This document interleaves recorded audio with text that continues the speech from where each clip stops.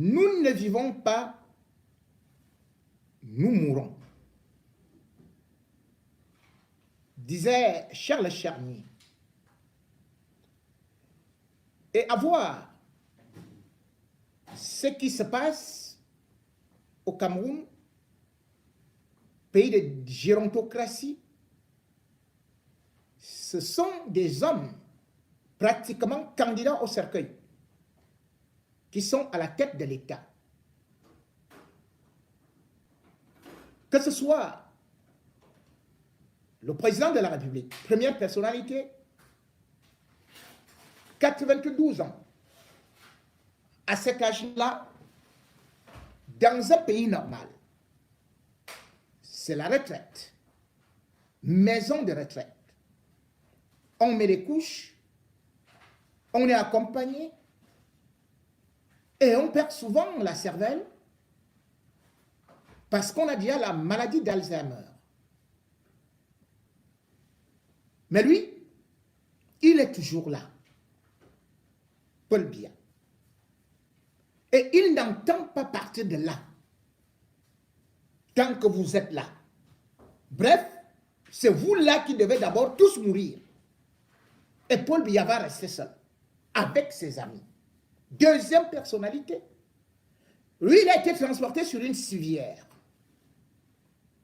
pour arriver au Cameroun. À peine y étant, il se balade avec une perfusion à l'épaule gauche, une perfusion à l'épaule droite, une perfusion à la nuque, une perfusion aux fesses, 4 au niveau des hanches, une perfusion au ventre, une perfusion à la cuisse gauche qui n'a même plus de veine, une perfusion à la cuisse droite. Même lever seulement son cou, il faut des secours. Nyat Djifendi Marcel, 90 ans, voire 91 ans. Oui, parce que il est né juste un an après Paul Biya. Un an après Paul Biya. Et Nyat Djifendi vit beaucoup plus dans l'hôpital américain où il a signé un contrat à durée indéterminée. Voilà la troisième personnalité. Arrivé sur la civière. Et qui va repartir sur la civière pour regagner ses centres sanitaires pour ses examens ou alors sa chambre. Oui, quand on vous parle de la chambre, et la chambre haute, c'est-à-dire, justement à l'hôpital américain, vous avez la chambre haute. C'est là-bas où loge la deuxième personnalité du Cameroun, Nyat Djifendi. La chambre basse, c'est au deuxième étage de l'hôpital américain, où loge souvent Kavaye Yege Djibril, troisième personnalité. Mais en ce temps, il a préféré grimper sur des collines pour aller se faire soigner. Lui, il ne sait même plus le nombre d'enfants qu'il a, le nombre d'épouses. Voilà quelqu'un qui marche en dormant et ne sait pas qu'il est toujours président de l'Assemblée nationale, sauf quand on lui dit « Ah, il y a élection ». Là, il revient. Il chante, il parle comme s'il chantait dans un vieux tourne-disque qui fonctionnait avec les piles. Je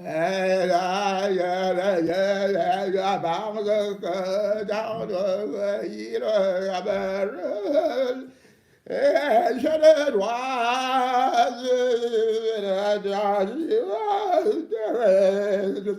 péter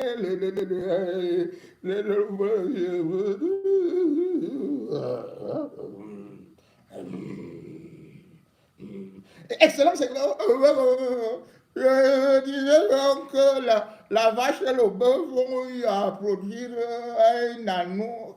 Quoi? Excellence, excellence. Voilà Kavaye Yege Djibril. Les hommes indispensables du Cameroun. Ils ont travaillé avec Ayidjo. Ayidjo est parti. Et ils sont venus avec Biya. Et ils sont là, dans un pays où on fait justement le 11 février comme étant la fête de la jeunesse. Nous nous retrouvons donc avec Nyadji Fendi, qui, ingénieur de pont et chaussée, avait été recruté par Amadou Ayidjo quand il avait à peine 28 ans. Et puis, en 1974, quand il n'avait que 40 ans, Ayidjo le nomma directeur de la SONEL. Il va y rester durant 22 ans, sans discontinuer. On va le nommer ministre de l'administration territoriale. Non. Ministre de la planification.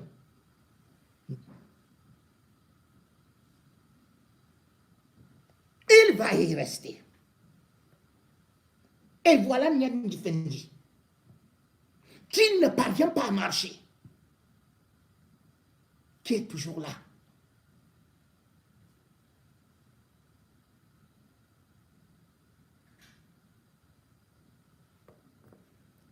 Hospitalisé à Paris.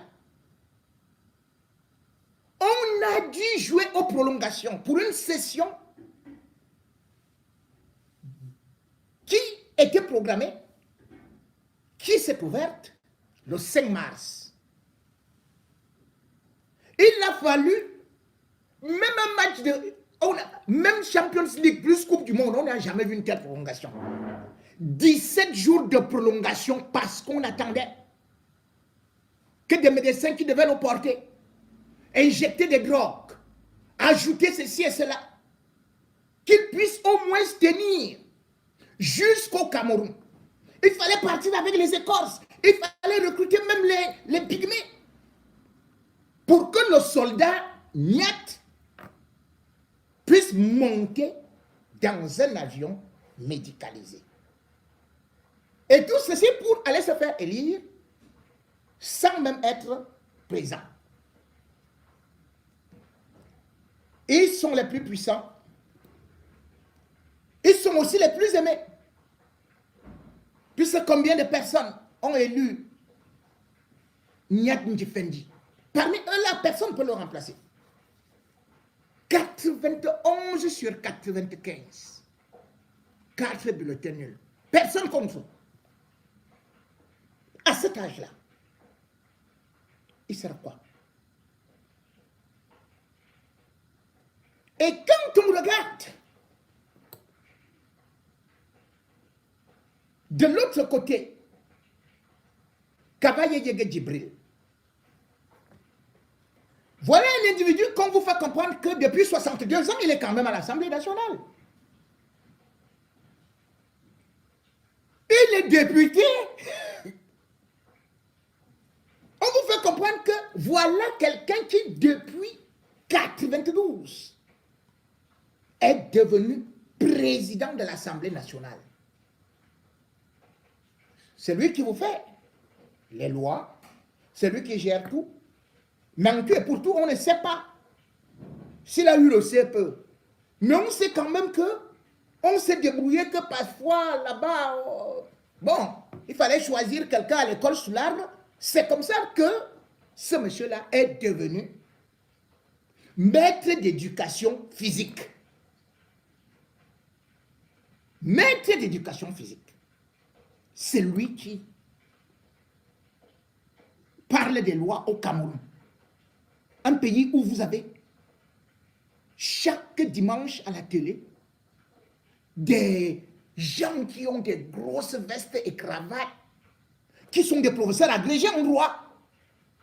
Mais on vous dit que non, ceux-là qui discutent dans les chaînes de télévision, ils ne valent rien. C'est Kavaye Yege, maître d'éducation physique. C'est lui qui maîtrise ça. C'est lui seul qui est compétent.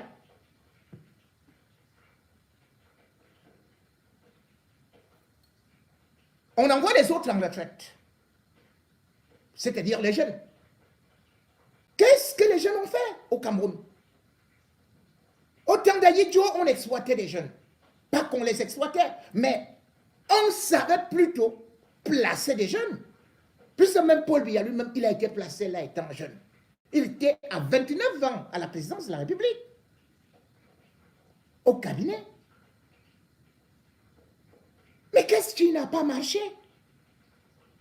Pour qu'aujourd'hui, on se retrouve avec un cavalier, Yégué Djibril, avec des députés qui meurent. L'article 15, pourtant,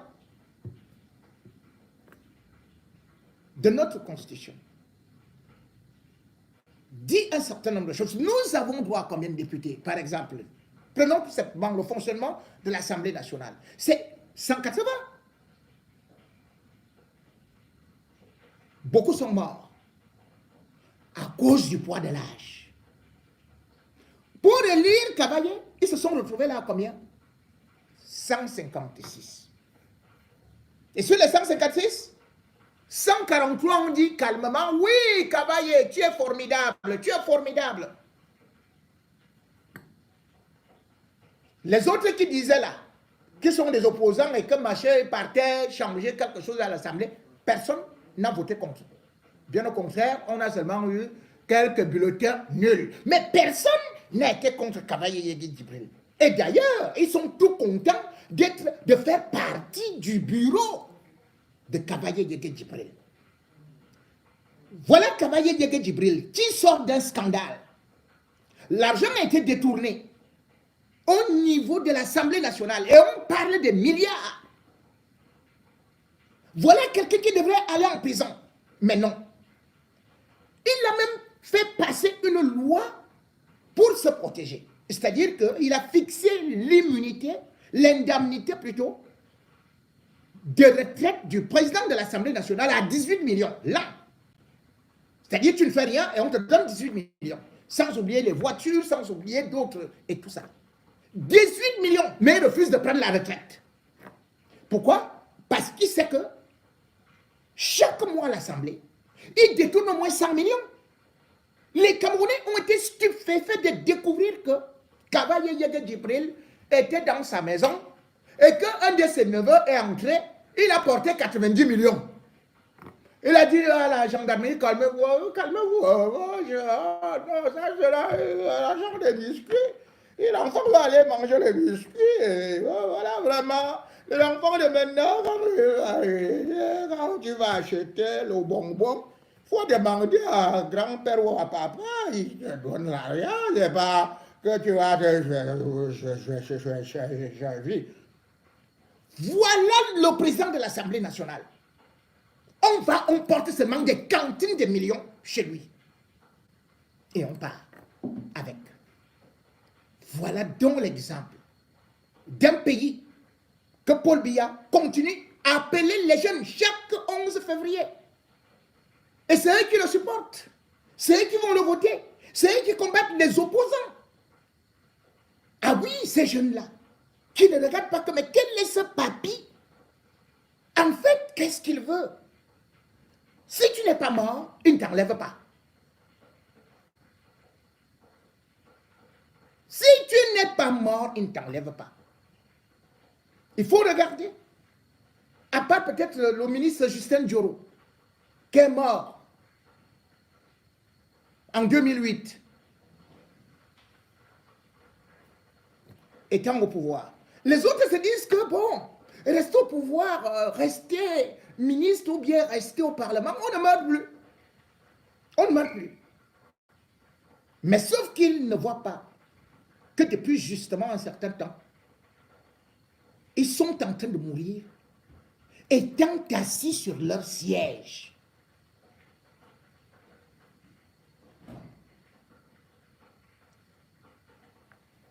La preuve. Combien de ministres sont morts actuellement au Cameroun? À quoi servait-il d'ailleurs? Regardez l'Allemagne, la première puissance économique d'Europe. L'Allemagne n'a même pas 25 ministres. Regardez la France. Mais au Cameroun, pays pauvre et très endetté, on a 65 ministres.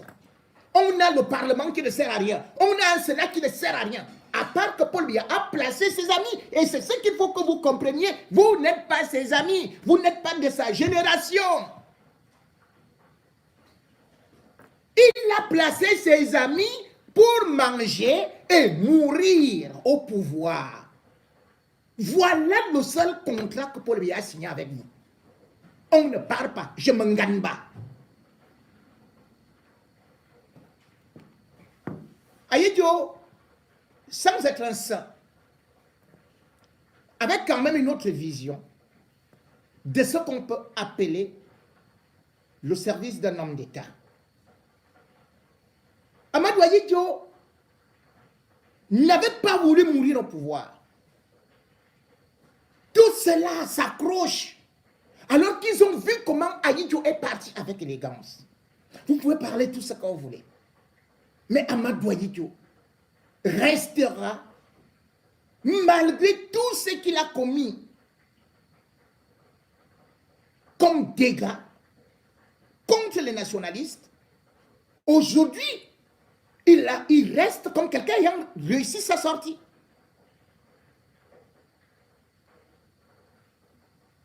Interviewé par des journalistes français, alors qu'il avait 50 ans,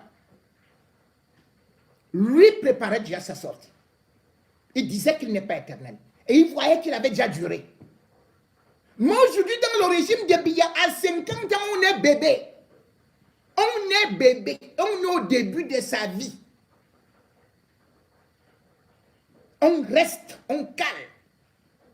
Les autres n'ont pas droit à la vie, n'ont pas droit aux nominations, n'ont pas droit au Sénat, n'ont pas droit à l'Assemblée nationale.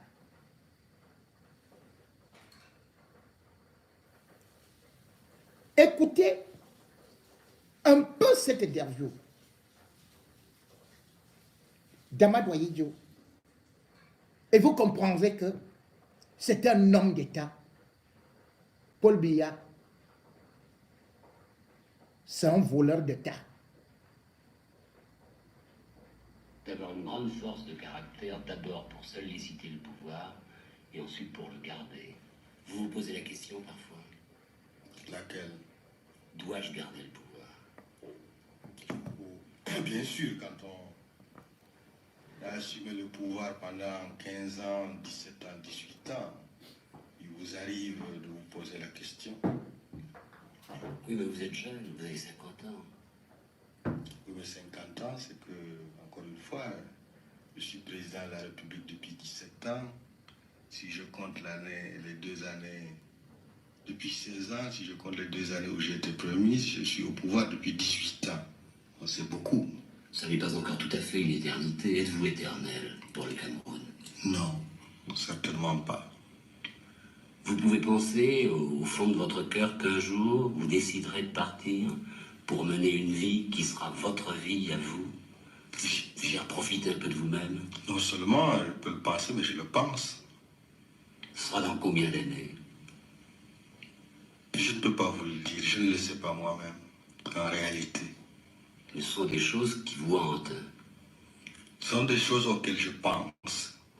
Et dans une situation comme celle-là, un homme à la place que vous occupez doit assurer son avenir et presque désigner son successeur. Est-ce qu'il y a les hommes capables de continuer ce que vous avez commencé? Oh, il y a certainement des Camerounais capables de continuer ce que j'ai commencé. Vous avez écouté? Vous les avez désignés vous-même? Il y a des Camerounais capables. Je ne pense pas qu'il m'appartienne de désigner mon successeur. Mais malheureusement, il l'a fait. À ce que ma succession se fasse d'une façon normale, légale c'est tout à fait normal. Mais que je désigne moi-même mon successeur, je ne crois pas que cela soit normal. J'ai parlé de toutes ces choses avec vos amis, le président Senghor et le président Bourguiba, car eux sont très occupés de leur avenir et ils en sont beaucoup plus occupés de vous. D'abord pour une simple raison, c'est qu'ils sont au moins 20 ans ou 30 ans de plus que vous. Oui, moi aussi, j'en suis préoccupé.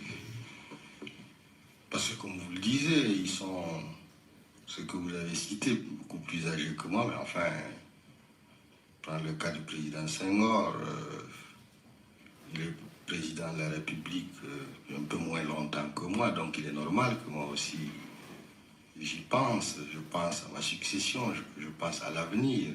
Je crois que ça fait partie d'ailleurs des devoirs et des responsabilités d'un chef d'État, surtout d'un chef d'État à la tête d'un pays jeune, pays neuf. D'ailleurs, c'est valable pour tous les pays du monde. On peut se demander jusqu'à quel âge un homme doit aller dans la profession qu'il exerce. Et c'est valable pour toutes les professions.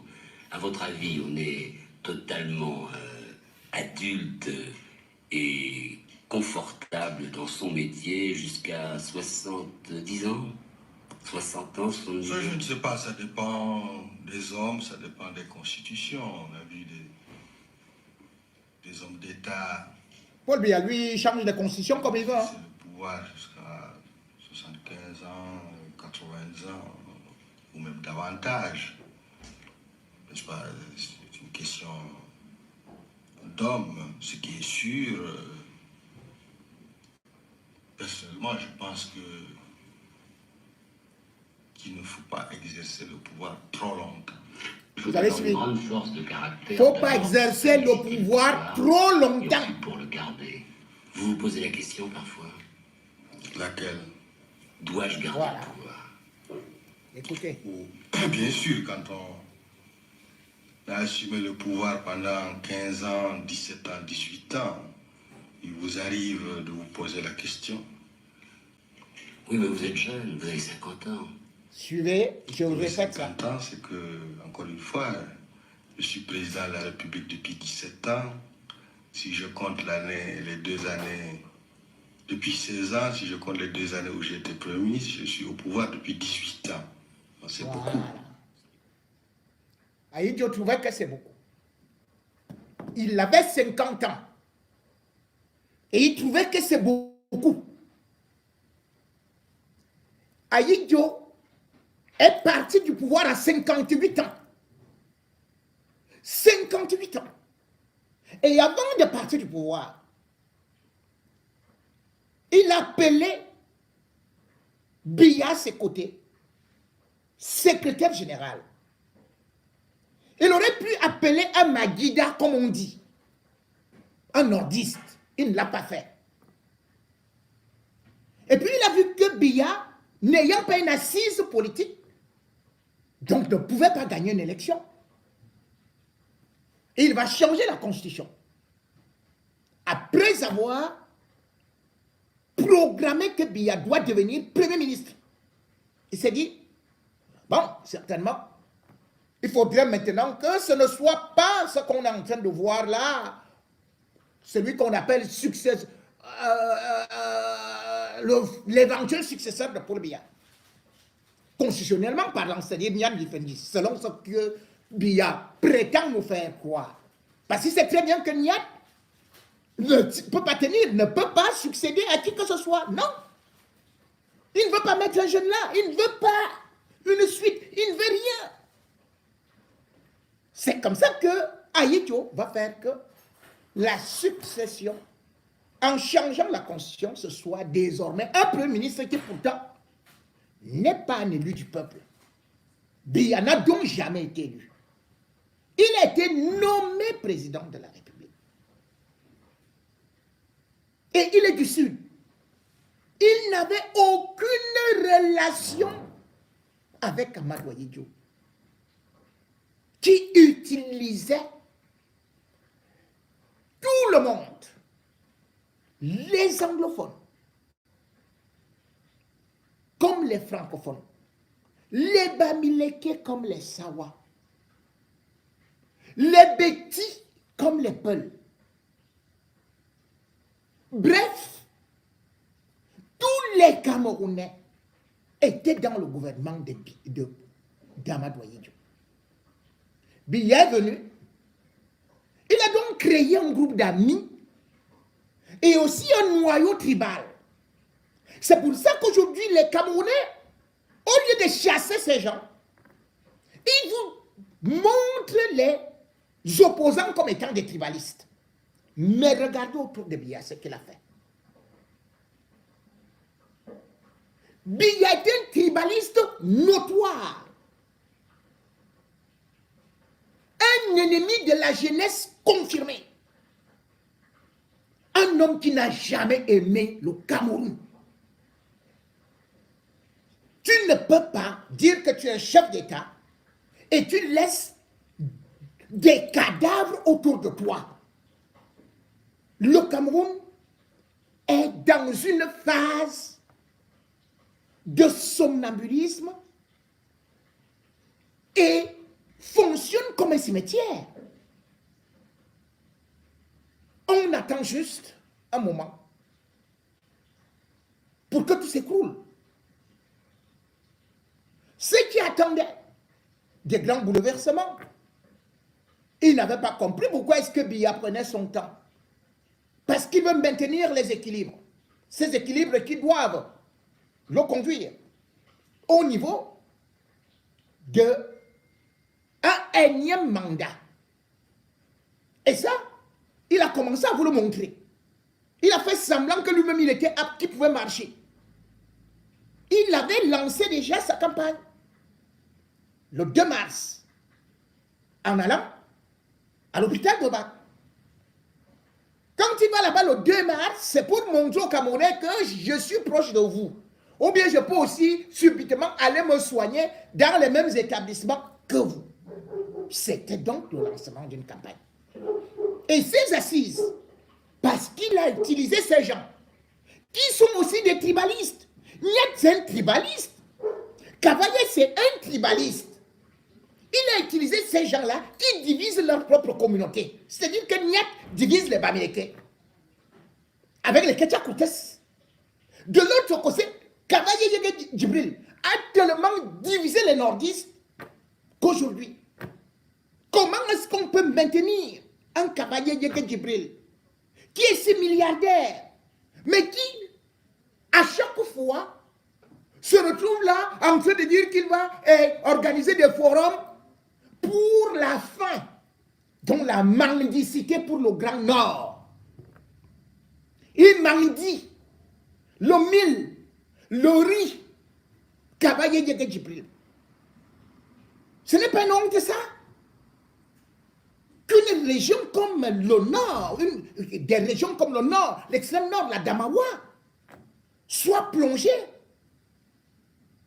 dans la surpauvreté. Alors que Cavalier Yege Djibril est la troisième personnalité de ce pays. Et regardez à Pété. Je ne sais pas si je prononce bien. Dans le Diamaré. Depuis des mois, les populations sont plongées dans l'obscurité. Les populations n'ont pas d'eau à boire. Les villages déménagent.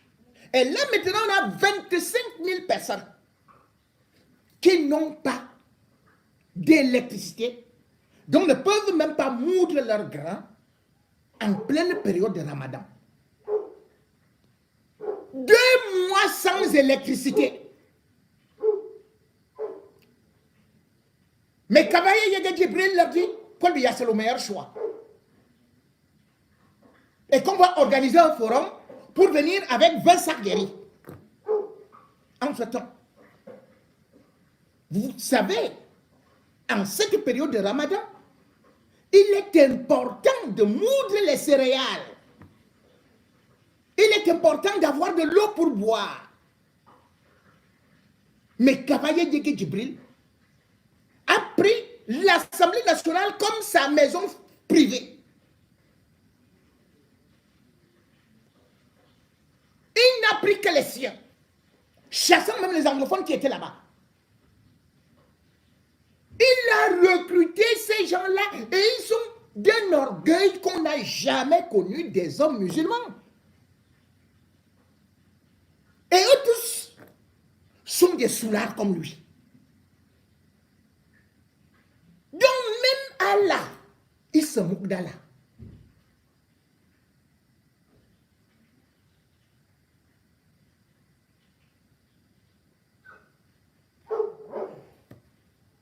Avec ça, vous comprenez donc que le Cameroun n'est pas dirigé.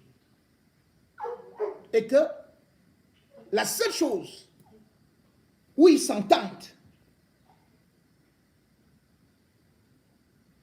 où ils sont solidaires, c'est dans le vol.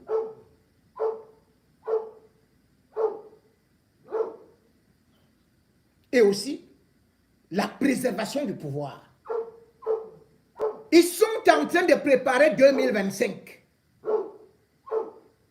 C'est-à-dire que si Nyan Jifendi, tant qu'il est là, même si on vient avec la perfusion, on dit que Nyan Jifendi, bon, les gens qui viennent chanter, waouh, les gens de Kabaye, tout, ils vont organiser la foule. C'est ça.